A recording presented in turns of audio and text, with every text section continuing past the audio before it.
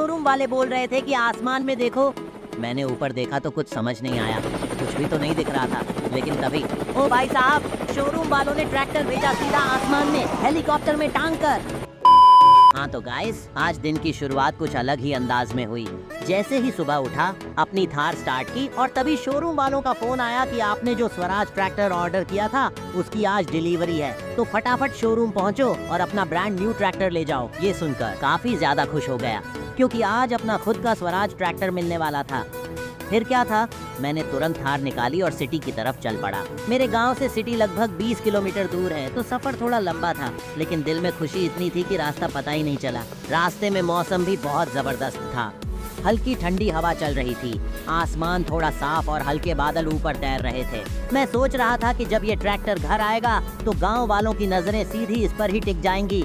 और भाई, जब पहली बार अपनी चीज आती है, वो भी ऐसी दमदार मशीन, तो उसका एक्साइटमेंट अलग ही लेवल का होता है।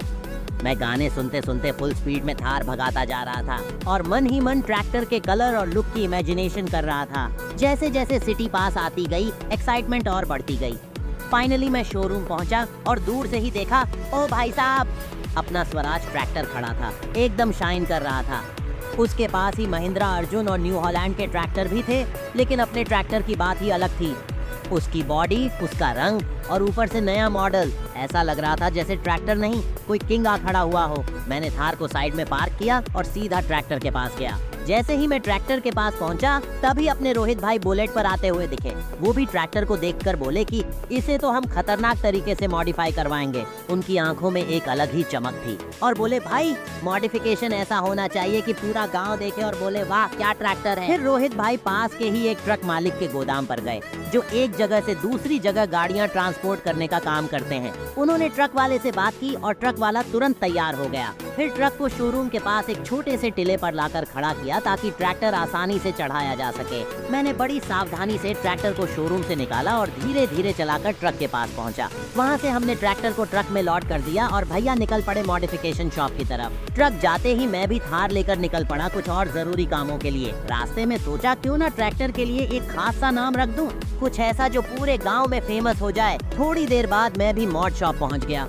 जहां ट्रक पहले से खड़ा था। मैंने थार साइड में पार्क की और देखा कि ट्रक वाला धीरे धीरे हाइड्रोलिक ऊपर कर रहा है और ट्रक का पिछला गेट खोल दिया गया है। फिर मैं ट्रैक्टर को बड़े ध्यान से ट्रक से उतारता हूं और सीधा बेनी भाई की शॉप में ले जाता हूं। बेनी भाई एकदम लाजवाब आदमी हैं। मैंने उन्हें कहा, भाई इसमें मॉन्स्टर टायर लगाओ, ऊपर से स्पॉइलर, LED लाइट्स। इतने में निशु भाई का फोन आता है, जल्दी थार लेकर मेरे घर पहुंचो, थोड़ा अर्जेंट काम है।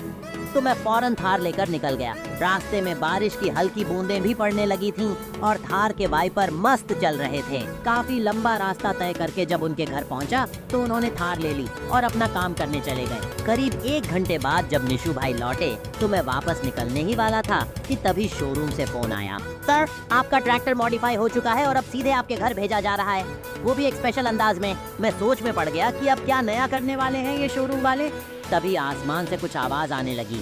मैंने ऊपर देखा, ओ भाई साहब, एक हेलीकॉप्टर हमारी तरफ आ रहा था और उसके नीचे हमारा स्वराज ट्रैक्टर लटक रहा था। हेलीकॉप्टर धीरे धीरे नीचे आया, लैंड किया और फिर बड़ी सावधानी से हमारा मॉडिफाइड ट्रैक्टर जमीन पर उतार दिया।